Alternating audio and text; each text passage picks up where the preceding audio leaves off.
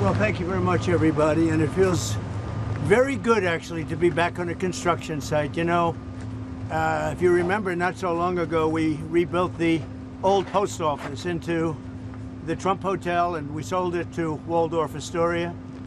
And it was a great success, and we had great luck with the building. We did a good job. We built it quickly and relatively inexpensively for about $200 million. And that was a big hotel, big project. But we looked around, and Tim Scott's here someplace. Tim, come on up. You saw what we saw, and the big thing is to get it done. They have to get it done. They have to get it finished. And very importantly, we have to get interest rates lowered in our country. Our country is the hottest in the world right now, but the one section, people are pretty much unable to buy housing because the interest rates are too high. We have no inflation. We have a lot of cash coming in. The tariffs have been unbelievable. Now, people that didn't even believe in tariffs are saying, what a great move that was. We have hundreds of billions of dollars coming in. Japan, just on one deal, is paying us $550 billion. And they opened up their economy. It's incredible, the deal. And they're happy, we're happy, everybody's happy. But we should have the lowest interest rate of any country, and we don't. We should have. Every point is worth $365 billion. So we want to get the rates down, but we also want to get the Fed building finished. So I met with the contractors, we toured it with the chairman, and we had a very good tour, and we'll talk to you about it sometime, but Tim and I, we sort of understand what happened. Yeah. Too expensive. Bottom line is this, that Americans deserve to become first-time home buyers. President Trump has created the best economy in the world. The one thing that would make it better is lower interest rates. Full employment is even more possible. Wages rise faster as interest rates come down when your employment is at 4.1% because of your leadership. We have revenues coming in at record-breaking, maybe last month even more revenue coming in than bills going out, which is remarkable. They found $26 billion. They said, where did that come from? Nobody, I think that's been many decades since that happened. I can't remember that. They found $26 billion last month, and they said, where did that come from? I said, why don't you try the tariffs? Said it was true. We're taking in hundreds of billions of dollars, and our country is doing great, and we have no inflation, and the numbers, the job, everything is good. The one thing we have to do is get housing prices down and the interest rates down so people can buy the house, because they're all making money, but they can't get the interest rate down. We have to. Amen. All right. And he's been my friend for a long time. You've been on a number of construction sites. Did you see mismanagement going on or funds that aren't? Well, I see a very luxurious situation taking place. Let's put it that way. And I was given a very nice tour by the head of construction. And, you know, look, if you look over here, they're trying to open up the basement. When you open up a basement, first of all, it's the worst space. Always a basement is the worst space in a building. And it's also the most expensive space to build. And especially here because you have a water line. You know, they're going down into the water, so they have to build what's called a reverse bathtub. The water has to be kept out. It's very expensive construction. So it would have been good if they didn't build it. Would have been good if they didn't do certain other things. If you look at the kind of protection in the hall, have you been able to get in the hall? You saw the protection of plywood. I mean, that was a lot of money just to protect it for a period of time. I would have done it very gingerly and easily and not have to spend, millions of dollars on protection. And there are things that could have been different. Look, there's always Monday morning quarterbacks. I don't want to be that. I want to help them get it finished. It's been going on for years, and I want to help them get it finished. And what we really want to do, and I think I can speak for Tim, and I think I can speak for the entire Senate, we can speak for everybody, frankly, is we want to see interest rates come down. Our country is booming, and the interest rates is a final little notch. And if you look at Europe, they've lowered 11 times in a short period of time. We've lowered 0. And, they are competition, although we're in the process of probably making a very good deal with them, too. They want to make a deal very badly. So we're making a deal. We just completed our deal with Indonesia. We just completed our deal with the Philippines. We're making unbelievable deals, and the money is pouring in. We want to get interest rates down. But on interest rates, at some point, does the level of interest rates now slow economic growth? Yeah, it never helps it if it's high. Never helps it. Well, it's already as good as we're doing. Think of how well we'd be doing. We'd be like a rocket ship. As good as we're doing, we'd do better if we had lower interest rates. And we should. We're prime.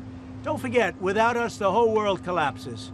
So we should have the lowest interest rate because, you know, you can talk about Switzerland, you can talk about wonderful countries, no debt, but without us, everything collapses. We should have the lowest interest rate. And if you took it down 3 points, not a little bit, but 3 points, if you got us down to 1, we would save more than $1 trillion, basically with just a paper transfer. You wouldn't be cutting costs of anything, you wouldn't be building anything.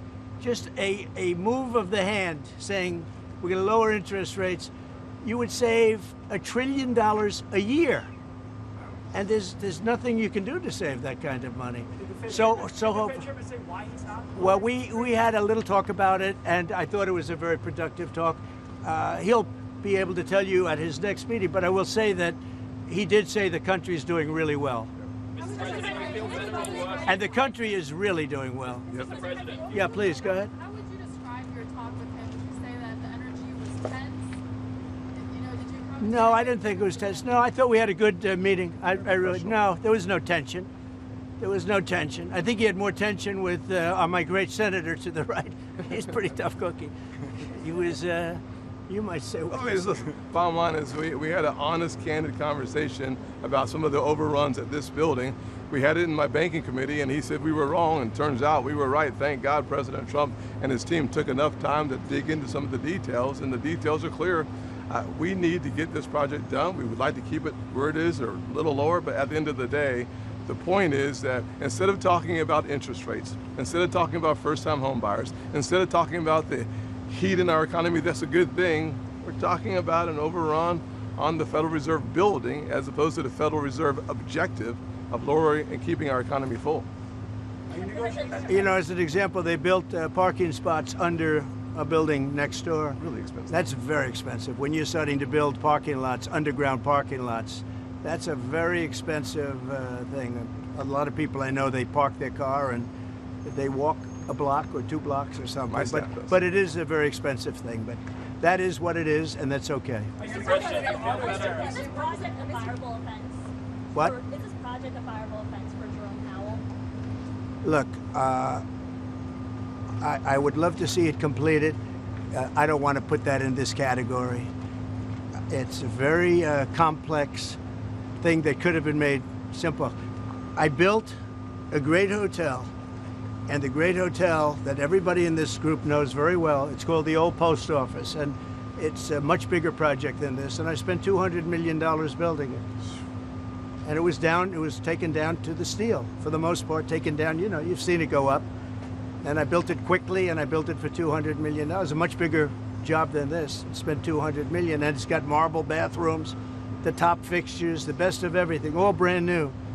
So, you know, this is a very expensive job. I don't know, it got out of control. And that happens, it's a shame. Are you negotiating on auto tariffs? Your auto tariffs are... No, I'm not negotiating on auto tariffs. Does EU looking at 15% like Japan? Well, it depends. What Japan did is they brought down their tariffs. They gave us $550 billion because they didn't want to pay 20. They were 28%, and they gave us $550 billion up front. 100%, 500. We get 90, they get 10. 90%, they get 10. And there's no payment. It's not a loan or anything. It's a signing bonus, I call it. But they gave us $550 billion and took down the tariffs a little bit, and then they agreed to open their economy to everybody. This was not easy. This took, you know, a lot of people walked out of rooms and things. Sometimes they walked out of rooms, went back to Japan. Right. I said, where are they? They went back to Japan, and then they called and they said, can we make a deal? They came back a couple of times. This happened. This was, as you know, it was over a period of months, and ultimately they agreed to open their economy. Now, the opening of the economy is worth more than $550 billion, the payment that they made.